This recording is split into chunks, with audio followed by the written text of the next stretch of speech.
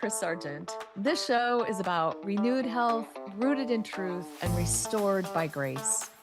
What does finding health look like for you? Do you have a vision for your future self and a way to get there? I'm Dr. Chris, and after 33 years in functional medicine and a lifelong journey through brain health, weight loss, hormones, mindset, and faith, I know that real transformation doesn't come from willpower or white knuckling your way to wellness. It comes from gratitude, honoring your body as the temple that God created. This show is about body stewardship, not shame. It's about rewiring your mindset, your metabolism, and your spirit to find lasting health without the grind. I'll help you cut through the noise, see opportunities instead of obstacles, and finally live the healthy, purposeful life you were created for. Let's spark faith and transformation together. Spark Faith starts now. Hey, y'all. Welcome back to the Spark Faith Show. I am Dr. Chris Sargent, and let me tell you, it's been a morning. Yep. So we are here, and we are going to talk about change and the whole, I don't wanna, right? Like we all feel that, right?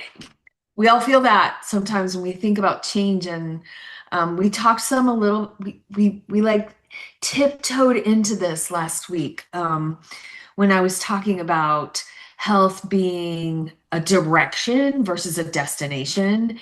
And I got to thinking about, okay, how do we get there though, right? Like it's choice after choice, and wow, that sounds lovely, and that's easy, right? And right, because there's usually two coins and two sides to each coin, right? So when we walk into that and we're faced with change, and then we get into it, we're excited a little bit in the beginning because it's something new and it's awesome. But then there's this like, right, we hit this wall, this resistance that just feels like we can't get there, right? It just feels like we can't get there, or like we just don't want to do it anymore, right? Our brain is pushing back, our emotions are pushing back, relationships might be pushing back, or you're pushing back into a relationship. And so that's what we're going to talk about, and I'm going to try not to take the entire podcast with my intro today. So so let's get rolling, right? Here it is, right? We started talking last week about health being not a destination, but a direction, right? A trajectory. And so this is I want to feel better, or maybe I want a better marriage, or I want more energy. I want less stress. I want to get stronger. And the flip side to that coin is I want to feel better but don't mess with my routine, right? I want a better marriage, but it's the other person that needs to change. I want more energy, but I don't want to go to bed earlier because I like my shows or whatever, right? I want less stress, but I can't say no. I don't want to say no. I want to get stronger, but I'd prefer not to involve something consistently lifting heavy things, right? So there's this gap between wanting a different outcome and being willing to participate in creating it. And we are remarkably good at spotting that gap in other people. Yep. That is it right there, right? We can see it for other people. How many times have y'all, okay, ladies, how many times have you saw that a girlfriend was like in this disastrous relationship? Right? You've seen it. She can't see it. She doesn't see it at all. He's wonderful, right? But it's the same thing, whether we're talking about health and marriage, relationships, it doesn't matter what we're talking about. Like we can see what needs to happen in other people's lives. And I am going to tell you that that is similar to what happened to me today, and I'm not going to get the details because it wouldn't be fair. But I will tell you that I was pretty irritated because um, I could see this resistance popping up, and I had to look at my own. Whoa, ow, yuck, oh, right? I had to look at my own resistance in that space. So, what if the thing standing between me and what I say I want isn't always something that is outside of me? Okay. So, wanting the result isn't the same as wanting change. Oh, wait, what? Wanting the result, yeah, Dr. Chris, can you say that again? Wanting the result isn't the same as wanting the change, right? This is that resistance. This is where we butt up against that, I don't wanna, right? And most of us aren't actually resistant to the result, right? We want that stronger body. We want that better marriage or friendship or financial security, right? We want a deeper relationship with God. We want a calmer life. We're resistant to what obtaining those things may require us to do, right? Like, what does that mean I am going to have to give up for a better marriage? What am I going to have to learn? What am I going to have to confront? Or I always like to say clarify because I'm not a big confrontation person. What do I need to do differently? Right. And those are the things that we hit that resistance in, right? And we aren't going to make resistance the villain because resistance usually contains a wealth of information, right? What feels threatening? What am I afraid to lose? Or what am I afraid I will lose? Am I feeling out of control? Is this just too much all at one time? Am I simply comfortable with what's familiar? And y'all know that one of my kind of personal key lines has always been like, if I'm uncomfortable, then I'm growing. If I'm comfy, then I'm not growing. So like for me, that's my self-awareness, like, oh, there's a little prick. Okay. I am comfy, but that doesn't, I need to get out of my comfort zone. And usually that hits me like a ton of bricks. So anyway, you don't really need the physiology answer yet. We're going to do that next week. But I just want to introduce some of those questions to you, right? So, wanting something to be different is not the same as being willing to live different and live in a different space that's going to be uncomfortable, right? Okay, so my choices don't just affect me. If you have friendships, if you have family relationships, if you have a significant other or spouse, right? If you have a boss, right? We talk so much about our autonomy. Being an individual is a big deal right now. And I could go on and on about how that has affected theology and all the things in Christianity. However, that's not what we're talking about today. But my choices don't just affect me, right? This is a relational turn here. And it's like my body, my time, my money, my decision. And that is true, right? All of those things are true. And I was a little snarky there. And all of those things are true.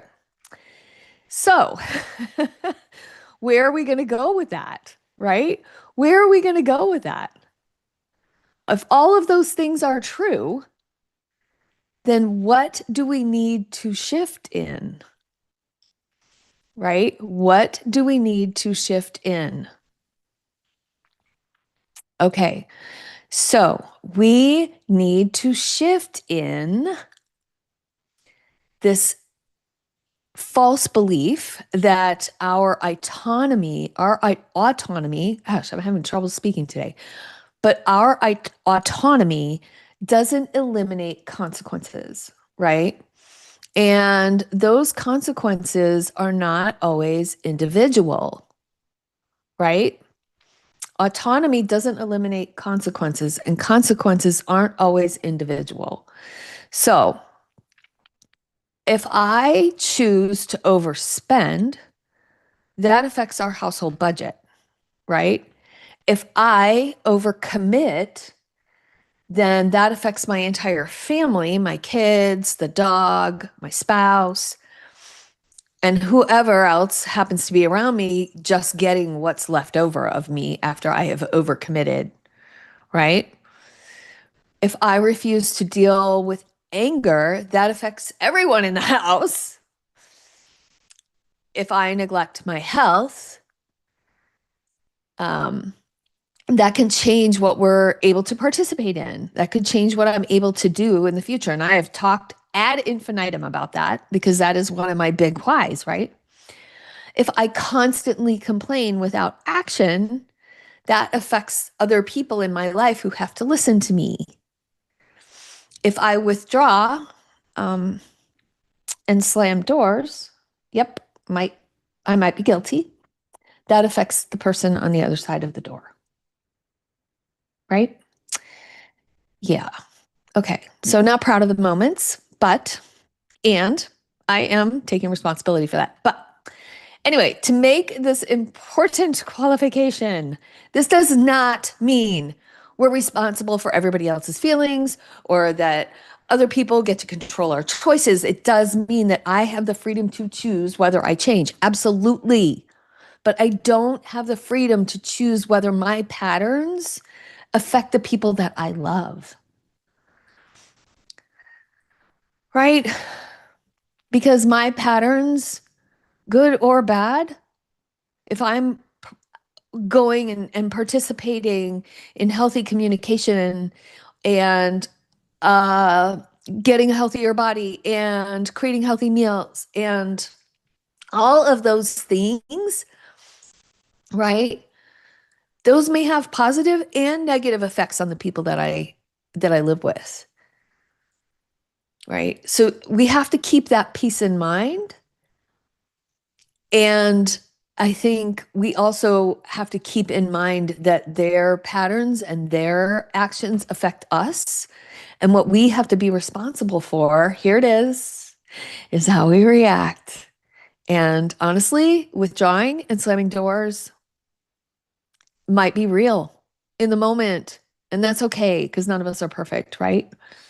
So this is where we're going to go to like no guilt, no shame, and also no escaping responsibility because we tend to confuse responsibility with blame.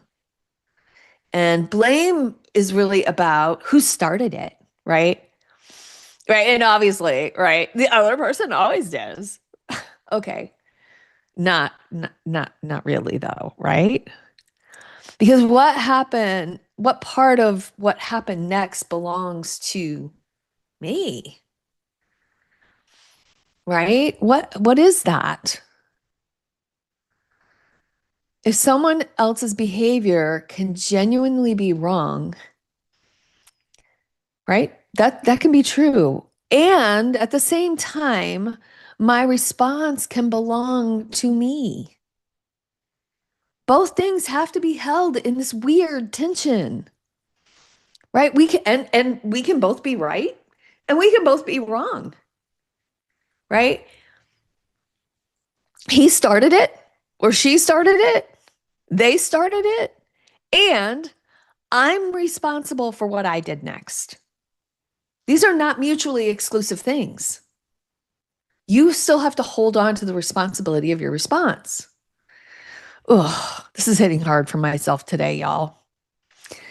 And again, guilt and shame-free life is not a responsibility-free life, right? However, grace and God's grace for our imperfection allows us to look at ourselves honestly and without condemnation, right? Not, oh, I'm just a terrible person. I fail at communication all the time. I suck. No, right? Is that who I keep wanting? Is that who I want to keep being? No, absolutely. However, this is the kind of moment where truth has to happen, right? You know, being angry, not mildly annoyed, genuinely angry. You think you have this good case, right? Got the evidence. I have the exhibits. I've got the opening arguments. However, right? Else can genuinely do something that hurts me and make a poor choice or misunderstand me, disappoint, whatever. And I'm still responsible for what happens next. Right? And those things, like I said, can be true at the same time. I don't have to pretend that something didn't hurt just so I can take responsibility for my response. I don't have to excuse a behavior. I don't have to convince myself that I'm not angry, right? Those are real feelings. However, feelings are fleeting, right? They last 90 seconds. You can go back to a different episode. I talked about that. But I do have to take the responsibility for what is mine, right? And I can tell you that in therapy, and right, we're still all working on ourselves, that when I don't feel seen and unheard, I withdraw. Right? When I feel unheard and unseen, I am going to withdraw, which like that feels backwards, right? I get quiet, shut down, and I may actually close the door with a little more enthusiasm than the manufacturer intended. There, I said it. So anyway, I'm not going to get into all of that because that's not what I want to talk about.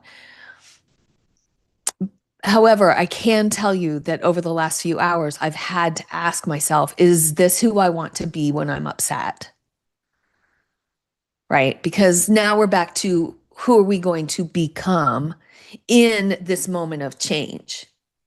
I can resist that and just blame, or I can move through that resistance and come out on the other side and be able to respond in a completely different way. So, right? And again, we are not perfect, right? Maybe I haven't had enough sleep. Maybe I've had way too much coffee. Maybe I worked out kind of hard this morning. And now I'm feeling like, okay, I can own my piece in this. Again, guilt-free, shame-free. Grace makes it safe enough for me to say that it was mine. And, right, I don't need to decide I'm terrible at relationships. I don't have to beat myself up. I can just say, hey, you know what? I don't like what I contributed to that interaction at all. At all. So here we go, right? It's not about who needs to apologize or holding boundaries, right? My boundaries, my choices, my willingness to listen, my willingness to apologize, my willingness to grow. And yes, apparently even the velocity with which I might close a door, that's mine. And the hardest part is I don't have to wait for somebody else to change before I decide who I want to be, right? So I can only manage my side of the street. And so when we hit those resistance pieces and realize that it might be affecting other people, we can't just go out there and start blaming the other people. Well, every time you tell me that, it just makes me not want to do it. I don't wanna, right? Okay, well, that's certainly one way to respond. And how is that getting you where you want to go? And who are you becoming in staying in that space? We can waste a tremendous amount of energy trying to get other people to change right? Whether it's our children, big or small, right? Adult children. I've talked about my daughter. I've talked about my son, right? A coworker, a friend, a client. We advise, remind, encourage, explain. Now, then, we push, we nag, we rescue, we manage. Especially, and this brings us back to the beginning, right? We can see clearly what they need to do. The girlfriend who's in a terrible relationship. But eventually, their side belongs to them. And the uncomfortable second half of that is I have to stop managing their side of the street. We have to stop managing their side of the street. And I have to manage my own. And that is, how do I respond? What boundary do I need? What conversation am I avoiding? Right? What pattern keeps showing up? Who do I want to be when the other person doesn't change? I can't take responsibility for someone else's choices without eventually neglecting responsibility for my own. So we are going to close pretty quickly here. I have a little bit of time left, and I feel like I've just kind of been on a little bit of a rant today. And I think that sometimes the most faithful question isn't, how do I get the situation to change, right? The faithful question is, God, what is mine to do here? And when you're feeling that resistance, maybe you're that person that instead of you seeing the girlfriend, maybe you're the girlfriend and you actually know your relationship isn't great. What if you're that person and you can see it, but you don't know, like, what do I need to own in that poor relationship? Right? What do I need to release in that poor relationship? Right? Who needs a boundary? What needs a boundary? Where do I need to have courage? Where do I need to have patience? Where am I being invited to change? Right? Last week we said health is not a direction. Health is a direction, not a destination. This week is, I can't choose anybody's direction. I can only choose mine, right? Becoming doesn't begin with everybody around me finally getting their act together. It begins when I'm willing to look at, very honestly, at what belongs to me. Right? And so that change really has to begin with ownership. Whether you're the girlfriend or the person seeing the girlfriend doing the wrong things, right? And we have to own our own piece of that. And we don't have to own everything, right? We're certainly not to take ownership of someone else's choices, but honest ownership of what God has placed within our agency to choose, that is what we have to own. Right? So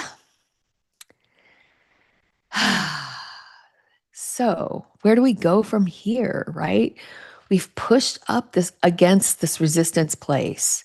Let's say it's, I don't want to do the work that it takes to learn piano. All right, I'm just going to pull one out of the hat. And yet, I really deeply want to learn piano. How do I play, right? I don't want to put aside the time. I don't want to practice. I don't, right? Maybe you've seen this, maybe you were that person as a kid, right? And your mom nagged you, blah, blah, blah, blah, blah. How do we shift those places? First of all, we have to acknowledge the fact that the little person inside of us that's saying those things is just afraid of the change. So we have to soothe that. And we have to talk to our little committee in our head, because we have a committee up there, right?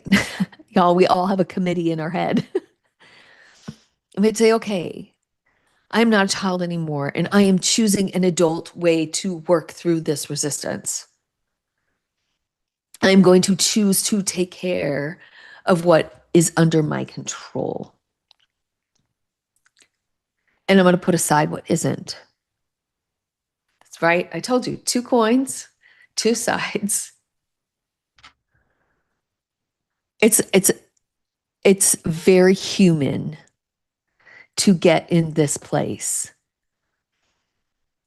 of their side belongs to them, whether you're being the nag or you're the naggy, right? And I can't manage the nagger. I can only manage me. And if they're nagging me because they love me, and if they nag me because they see things that need shifting, how do I respond to that? Am I going to also respond in love? Right? Maybe I didn't today. Yep, maybe I didn't today. And to have the courage to have the harder conversations that lie below that is the responsibility of both parties at some point. Because that's what makes relationships grow, right? That's what makes them shift and mold into long-term, healthy, long-lasting relationships with whether it's a girlfriend or learning piano, right? Your relationship with yourself and keeping promises to yourself about learning piano or making health decisions, whatever that is. Okay, so I am going to wrap this up, and next week we're going to talk about regulation because, okay, if I genuinely want to change the way that I responded poorly today in the thing, and I'm taking ownership, my brain and my body still prefer this old familiar pattern, right? And so now we have to talk about predictive processing and familiarity and the physiology of change, which means we have to start laying down some new tracks in our brain so that we can get out of the rut that we've had and change and shift, which takes some work, right? Like if you're digging a hole to put a new plant in, I just planted 3 trees. It's hard to dig those holes. And then you have to cover that hole back up and dig another hole so that you can be in a different place and that a different tree can go in there, right? Okay, enough of that. I love you guys. I hope this was understandable. I hope that you have some renewed health, maybe relationally, mentally, physically, emotionally, that it is rooted in truth and that it is restored by grace because God gives us all that grace and there is no shame or guilt in any of this. We are imperfect humans working towards looking a little bit more like Jesus. All right, you guys, I love you. Hit subscribe, do all the things. Talk to you next week. Bye. You've been listening to Spark Faith with me, Dr. Chris Sargent. This show is about renewed health, rooted in truth, and restored by grace. Tune in every Thursday morning at 9:30 a.m. Pacific on the Transformation Talk Radio for more simple, faith-fueled steps to live the vision God placed in your heart. Are you ready to take the next step? Schedule a discovery call or connect with me at drchrissargent.com. That's DRKRIS Sargent.com. While you're there, download my free ebook, Endless Energy, the 6 non-negotiable keys to endless energy, and sign up for an upcoming masterclass. Don't forget to subscribe, like, share the show, and I'd love to connect with you on social media at Dr. Chris Sargent. Let's keep sparking faith and transformation together. Can't wait to see y'all next time.